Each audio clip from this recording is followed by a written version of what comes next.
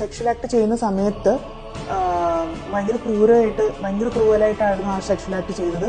അവസാനം പിന്നെ ഞാൻ ബ്ലീഡ് ചെയ്യുകയും ചെയ്തു. അപ്പോൾ അവൻ പറഞ്ഞത് വെറും ബ്ലഡ് അല്ലേ, ഒന്നും കുഴപ്പമില്ല എന്ന് പറഞ്ഞിട്ട്. അതുപോലെ മൾട്ടിപ്പിൾ സ്ലീപ്പിംഗ് പിൽസും കനാബിസിന്റെ ഇൻഫ്ലുവൻസിലാണ് ഞങ്ങൾ സെക്ഷൽ ആക്ട് ചെയ്യുന്ന സമയത്ത് അവൻ എന്നെ ബ്ലീഡ് ചെയ്യിപ്പിച്ചത്.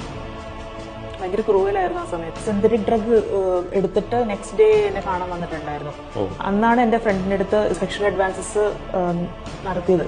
സിന്തറ്റിക് ഡ്രഗ് യൂസ് ചെയ്യാൻ പാടില്ലെന്നാണ് അയാള് ഫാൻസിനോടൊക്കെ എപ്പോഴും പറയാറുള്ളത്. അയാൾ യൂസ് ചെയ്തിരുന്നു.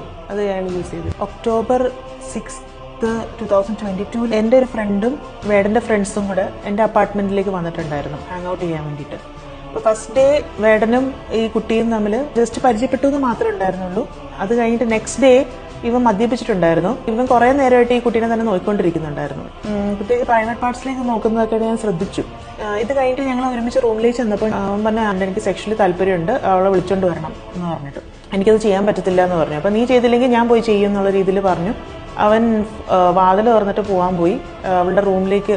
ഞാൻ പറഞ്ഞു അങ്ങനെയൊന്നും ചെയ്യല്ലേ എന്ന് പറഞ്ഞിട്ട് അവൻ പറഞ്ഞത് നാളെ ഞാൻ പോയി ചോദിച്ചാളാം. ഏതെങ്കിലും ഒരു അട്രാക്റ്റീവ് ആയിട്ടുള്ള ഒരു കുട്ടിയെ കണ്ടു കഴിഞ്ഞാൽ അപ്പൊ തന്നെ ഭയങ്കര സെക്സി കാലാണ്, ഭയങ്കര സെക്സി ജോലൈനാണ് എന്നൊക്കെ പറഞ്ഞ് കുറെ പോയിട്ടും സെക്ഷ്വൽ ടോണിലാണ് മുഴുവൻ ചോദിക്കുന്നതും പറഞ്ഞു.